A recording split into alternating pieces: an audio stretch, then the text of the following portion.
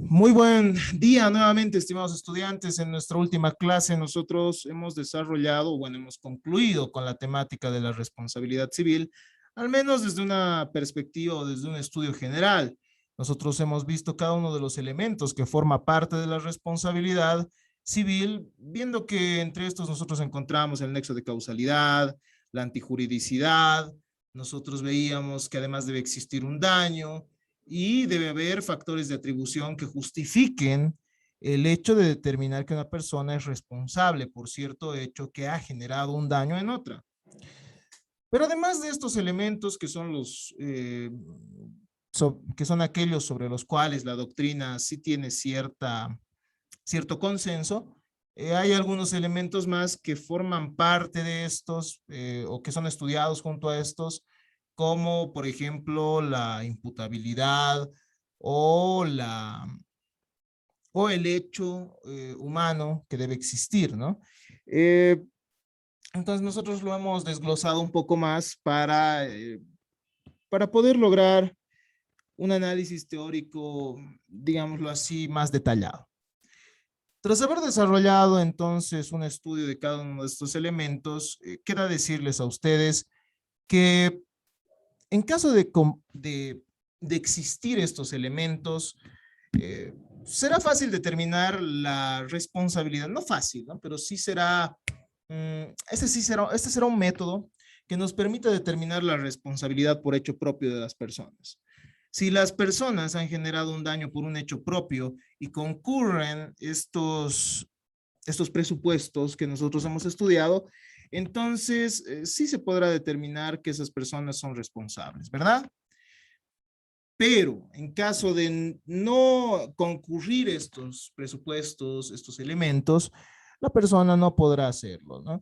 Y de esta manera hemos estudiado también ciertos conceptos que determinan la exoneración de la responsabilidad, como las causas de justificación que determinan que un hecho ya deje de ser antijurídico, ¿no? Eh, en este caso hemos estudiado la legítima defensa, hemos estudiado también el estado de necesidad, aunque viendo que el estado de necesidad no es una exoneración total, ¿no? Hemos visto también que hay otros conceptos que nos permiten exonerar la responsabilidad incluso objetiva, es decir, la ruptura del nexo de causalidad, que puede darse por fuerza mayor, por un caso fortuito, puede darse también por el hecho de la víctima o el hecho de un tercero. Y estos aspectos son sumamente importantes para el análisis de casos concretos y determinar si una persona debe responder civilmente o no por el daño provocado. Pero la responsabilidad, estimados estudiantes, no solo se va a dar por el hecho propio, sino que también puede darse por el hecho ajeno o porque la responsabilidad objetiva hace que en ciertas personas deba existir, debe existir esa asunción del riesgo, ¿no? Es decir, la ley muchas veces determina objetivamente que ciertas personas tienen que asumir el riesgo que conlleva ser propietarias de ciertos bienes. La ley en ciertas circunstancias también determina que las personas sean responsables por hechos ajenos, ¿no? Por hechos dañosos que ellos no han provocado, hechos dañosos que ellos no han producido. Entonces, en este sentido, puede llevarse, en este sentido, en la responsabilidad civil, se estudia la responsabilidad por daños causados por personas inimputables o por personas que se encontraban a cargo de otras, o la responsabilidad de los patronos y comitentes. Vamos a ir estudiando entonces una a una estas formas. En realidad vamos a ir recordando cada una de estas formas, pues esto ya ha sido desarrollado en la asignatura de teoría de la responsabilidad. Sin embargo, no está de más poder recordar estos conceptos al menos de manera genérica. Estimados estudiantes, el Código Civil Boliviano establece que de los actos del incapaz de entender y querer responde el vigilante, ¿no? Obviamente en los términos, en otros términos, pero nuestro código no se desprende de este principio o de este contenido doctrinario, ¿no? De los actos del incapaz, entonces, de los actos del incapaz de entender y querer, responde el vigilante a menos que demuestre no haber podido impedir el evento. La doctrina italiana considera que se trata entonces de una responsabilidad indirecta. ¿Por qué? Porque, bueno, no es el agente del daño el que responde en estos casos. Eh, Se trata, mejor dicho, de una responsabilidad directa. La responsabilidad indirecta la encontramos, perdón, en la responsabilidad por cosas. La doctrina nos dice que es una responsabilidad directa. ¿Por qué en estos casos, no? ¿Por qué en estos casos?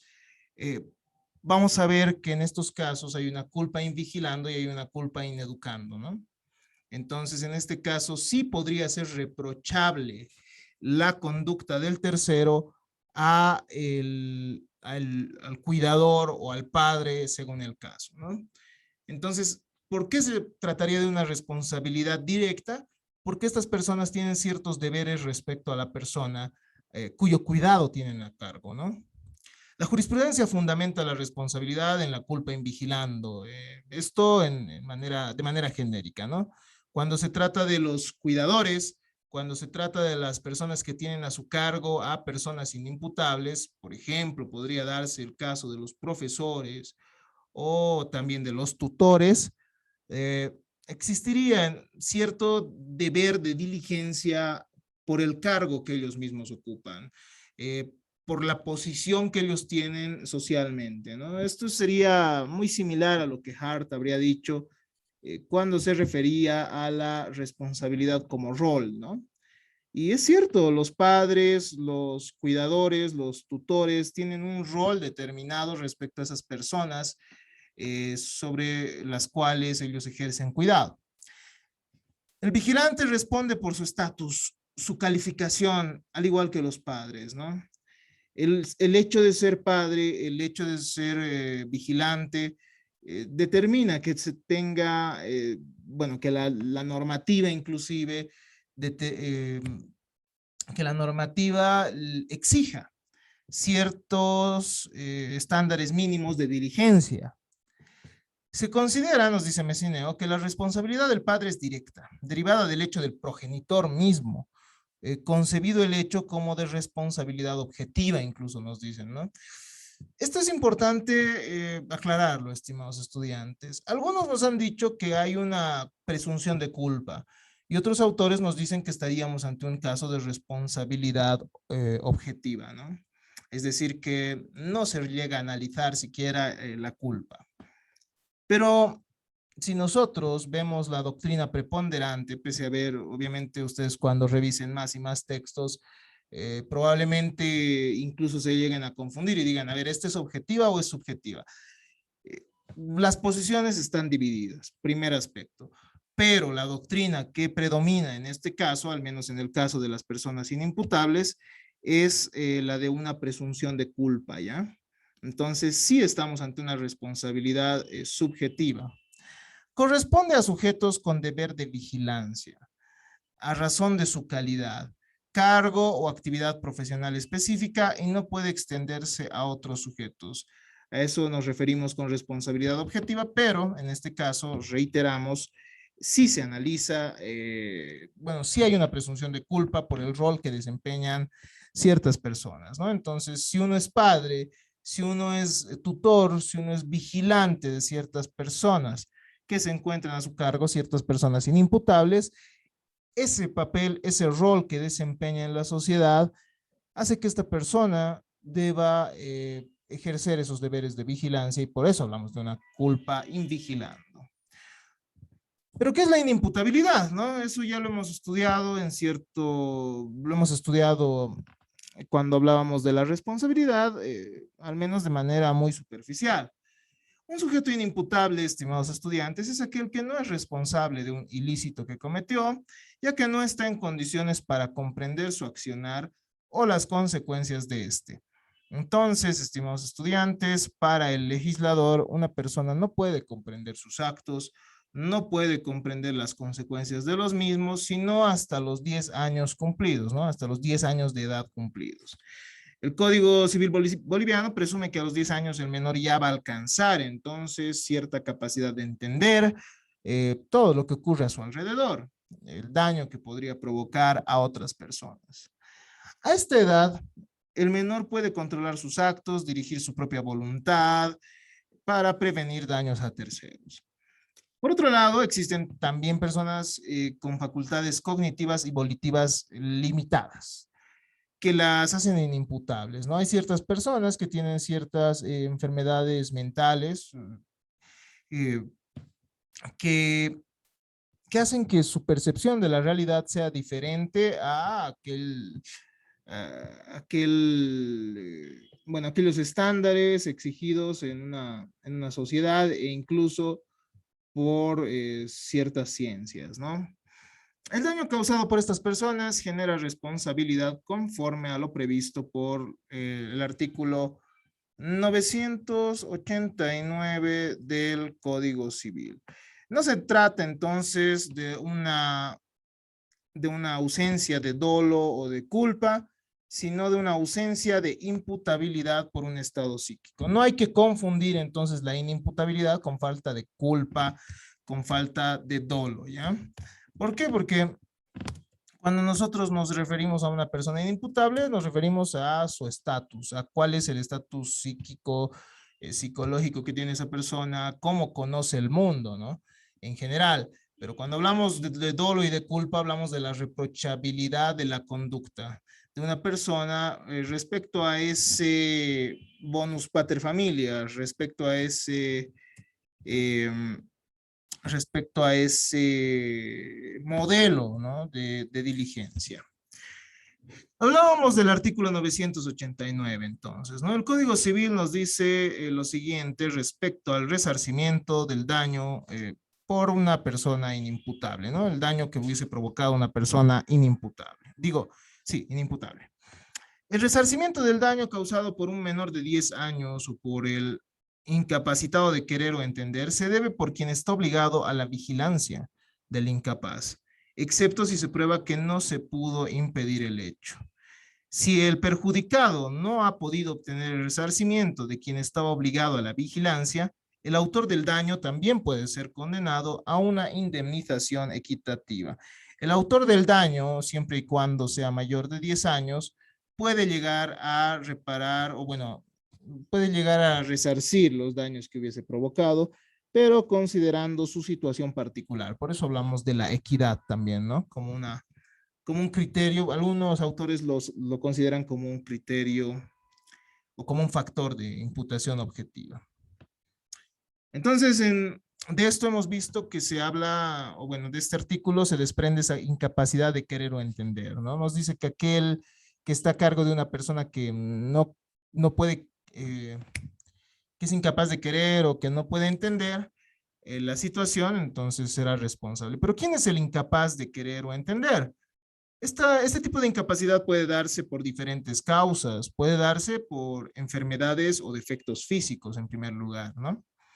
Repercuten en las personas que las padecen y no están en condiciones para llevar a cabo determinados actos jurídicos. Entonces hay ciertas personas incapaces de entender o de querer respecto a ciertos actos, ¿no?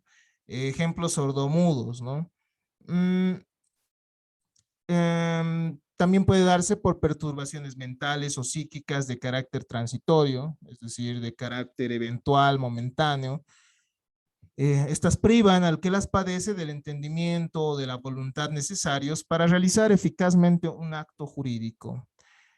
Por ejemplo, estar bajo el efecto de cierta droga, de ciertos fármacos. En este caso, bueno, ustedes sabrán, tal vez si han revisado la teoría de los hechos y actos jurídicos, que, bueno, no existirá una voluntad válida, ¿no? La voluntad es la creadora de un acto jurídico y la voluntad supone el entendimiento, la conciencia de que uno está desarrollando un acto jurídico. Entonces, cuando no existe esto, tampoco existirá una voluntad negocial, ¿no? Una persona no podrá celebrar, por ejemplo, contratos cuando exista esta perturbación mental. O bueno, si lo hace, existirá un vicio también ahí, ¿no? No existirá consentimiento como tal. Finalmente, la incapacidad de querer o entender la podemos encontrar cuando se dan enfermedades o defectos físicos o psíquicos que son permanentes y de una entidad tal que impiden al sujeto actuar con validez jurídica, porque le falta habitualmente la inteligencia y la voluntad necesarias, exigidas, ¿no?, por el ordenamiento jurídico para que sus actos sean válidos. El ordenamiento considera que en estos casos se debe adoptar una medida duradera, que además de proteger a esa persona, evita tener que anular ciertos actos jurídicos. En este entendido, el ordenamiento jurídico en beneficio de estas personas ha determinado la declaración de interdicción, ¿no? La declaración de interdicción mediante la cual se va a designar incluso a un tutor, una persona que se encargue de todos los actos de la vida jurídica de aquella persona que es incapaz de querer o entender de manera permanente. Si uno culposamente produce su incapacidad, termina siendo responsable. Eso es un aspecto también que ustedes lo han debido estudiar en la materia de derecho penal, ¿no? Muchas veces son las mismas personas las que provocan su incapacidad, es decir, por ejemplo, embriagarse hasta el punto de no llegar a comprender la situación, pero sabiendo que esto va a conllevar a ciertas consecuencias de violencia. Por ejemplo, bueno, en estos casos, las personas no podrán decir que eran incapaces de querer o entender, ¿no? En estas circunstancias, es decir, cuando hablamos de la responsabilidad respecto a personas inimputables, que pueden ser menores de edad, o incapaces de querer o entender permanentemente o circunstancialmente, hay una posibilidad amplia para exonerarse de la responsabilidad también, ¿no? ¿Por qué? Porque se le permite la presentación de diferentes medios probatorios. Los artículos 989, 990, 991 permiten permiten a la gente o mejor dicho, a la persona a cargo de una persona inimputable, probar que no se ha podido impedir el hecho, ¿no? Una persona tendrá que demostrar que aún ejerciendo ciertos actos de prevención, estos no hubiesen sido suficientes, ¿no? No hubiesen sido suficientes para evitar el daño. Entonces existe una presunción de responsabilidad, pero que es superable. Se han considerado en la jurisprudencia en la jurisprudencia extranjera, algunos aspectos como la edad del menor y su grado de madurez.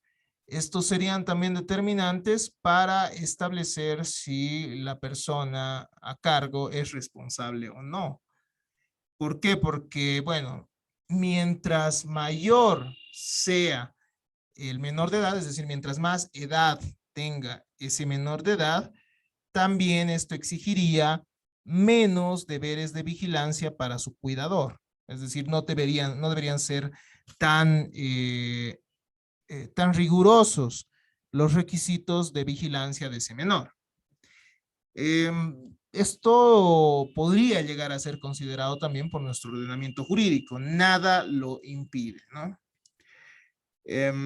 Esta posibilidad de exoneración se extiende también al caso de enfermos mentales, como habíamos dicho, ¿no? Es decir, en caso de personas que no pueden comprender ni entender las circunstancias de su alrededor, pero de manera permanente. En este entendido, ya habiendo comprendido quién es el inimputable, quién es el incapaz de querer o entender, ya habiendo visto cómo pueden las personas responsables exonerarse de la responsabilidad, veamos por qué llegan a ser responsables los padres, tutores y maestros. Se discute por la doctrina si la responsabilidad es una culpa presunta o si es una responsabilidad objetiva, ¿no? Quienes manifiestan que se trataría de una responsabilidad por culpa, nos dicen que habría ahí una culpa presunta, pero una culpa invigilando y una culpa ineducando, ¿no? ¿Por qué? Porque, bueno, los padres tienen ciertos deberes de diligencia que conllevan también la educación de sus hijos. además de la vigilancia de los mismos hasta que estos puedan llegar a comprender, bueno, a madurar también, ¿no? En el caso de los padres, existiría entonces una culpa invigilando y una culpa ineducando, ¿no? Los padres tienen que vigilar a sus hijos menores de edad, inimputables, pero además tienen el deber de educarlos. En el caso de los tutores y maestros, sería presente más una culpa invigilando, ¿no? O sea, el tutor no es alguien que se encarga necesariamente de la educación de la persona que ha sido declarada interdicta, pero sí de la vigilancia, de su cuidado personal, ¿no? El maestro también, el maestro no necesariamente va a ser alguien que se encargue de la educación básica del menor, sino, o bueno, de la persona inimputable. Sí, de su formación, digámoslo así, pero no de la educación básica para que pueda llegar a comprender las consecuencias de sus actos, ¿no? Entonces el maestro tiene más una culpa invigilando también. La jurisprudencia extranjera ha desarrollado que además de probar que el hecho no ha podido impedirse, debería probarse que el padre ha cumplido con la vigilancia y educación del menor, ¿no? Eso no está previsto en nuestro código, pero en la jurisprudencia extranjera nos dice no basta con determinar que el hecho no ha podido impedirse, el padre tiene que probar que, que ha cumplido con esa exigencia de realizar todo, por todos los medios, eh, los actos necesarios para que su hijo menor de edad, inimputable, tenga una educación promedio, ¿no? O pueda comprender, al menos de manera genérica, qué actos podrían generar daños y cuáles no. En caso de confiar a otra persona la vigilancia, todavía queda la culpa educando, nos dice, no, en este caso es invigilando. Hay un lapsus, queda la culpa invigilando. Si se demuestra una educación óptima, la vigilancia sería menor, nos dice, en este caso, en el caso de los padres, ¿no? Si el padre ha exigido, o bueno, ha cumplido con los deberes para educar a ese menor de edad inimputable y demuestra aquello, ya no será tan amplia esa exigencia probatoria respecto a la vigilancia, ¿no? Es decir, si está mejor educado el menor de edad, ya no tienes que dedicarte a su vigilancia de manera tan rigurosa. Entonces, es una consecuencia eh, que podríamos decir que incluso es hasta en cierto punto lógica, ¿no?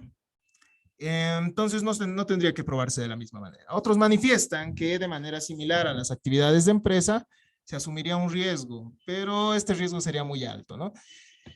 A ver, entonces hay dos posturas, una postura subjetiva que nos dice que hay una culpa invigilando y una culpa ineducando, pero hay bueno, y además, mejor dicho, hay una postura que nos dice que hay responsabilidad objetiva. Nos dicen, bueno, hay un riesgo en el hecho de dedicarse a estas actividades, es decir, a ser padre, a ser tutor, a ser maestro. Entonces uno tiene que asumir ese riesgo. Pero si se dan cuenta, el riesgo sería muy alto, ¿no? Entonces, no, el hecho de que sea una responsabilidad objetiva podría llegar a ser inclusive demasiado desproporcional y no permitiría no permitiría a estas personas incluso que puedan exonerarse de manera tan simple de la responsabilidad, ¿no? O sea, sería demasiada exigencia probatoria para quienes asumirían el riesgo, porque solo podrían desvincularse o, bueno, exonerarse de la responsabilidad demostrando una ruptura del nexo de causalidad, ¿no? Entonces, eso lo vuelve más complejo todavía. Por eso es que la doctrina dominante, o bueno, la teoría dominante, ha establecido que en realidad estamos ante una responsabilidad subjetiva. Hay una culpa invigilando, hay una culpa ineducando, y se puede probar que uno ha cumplido con una diligencia mínima, ¿no? Se puede demostrar, el padre puede demostrar que ha educado de manera suficiente, de manera diligente, de manera, ¿cómo diríamos? de una manera, ha cumplido con las exigencias mínimas de educación, ¿no? Y de esa manera podría exonerarse de la responsabilidad. Aspecto que no pasaría, por ejemplo, si es que se tratara de una responsabilidad objetiva, porque solo tendría que demostrarse la culpa de la víctima, el caso fortuito, la fuerza mayor o el hecho de un tercero, ¿no? Entonces es mucho más restringido si se dan cuenta. Entonces, ¿cuáles son los efectos de todo esto? El padre, la madre, el profesor o maestro, el tutor pueden repetir lo pagado como resarcimiento contra el autor del daño, que en el momento de cometer el hecho ilícito contaba con más de 10 años de edad o no estaba por otra causa incapacitado de querer o entender. Como habíamos dicho, ¿no? Hay la repetición, la figura de la repetición. Ellos pueden pedir la restitución de esos montos que han erogado por el daño producido por el incapaz de entender, por el incapaz de querer, por aquel menor de edad inimputable, bueno, imputable, mejor dicho, imputable, pero mayor de 10 años. Si el perjudicado no ha podido obtener el resarcimiento de quien estaba obligado a la vigilancia, el autor del daño también puede ser condenado a una indemnización equitativa. Entonces, una persona menor puede llegar a responsabilizarse por los daños que hubiese provocado, siempre y cuando sea imputable, ¿no? A partir de los 10 años de edad cumplidos. Hasta acá entonces hemos podido ver esta primera parte de las formas especiales, digámoslo así, de responsabilidad. Con lo que hemos podido evidenciar que una persona puede hacerse cargo o puede ser responsable por los daños provocados por terceras personas. Pero el análisis que se realiza sí es un análisis de diligencia, ¿no? Como se han podido dar cuenta, hay culpa en estos casos, en el caso de los cuidadores, en el caso de los maestros, tutores, en el caso de los padres de menores de edad inimputables o imputables incluso, ¿no? Entonces es importante que nosotros tomemos esto en consideración. ¿Por qué? Porque vamos a ver a continuación que hay otras formas de responsabilidad, como la responsabilidad de los patronos comitentes, pero esta ya no va a ser una responsabilidad subjetiva, sino una responsabilidad objetiva, ¿no? Ya no va a ser subjetiva, sino objetiva. Hasta acá entonces esta primera parte de nuestra clase del día de hoy.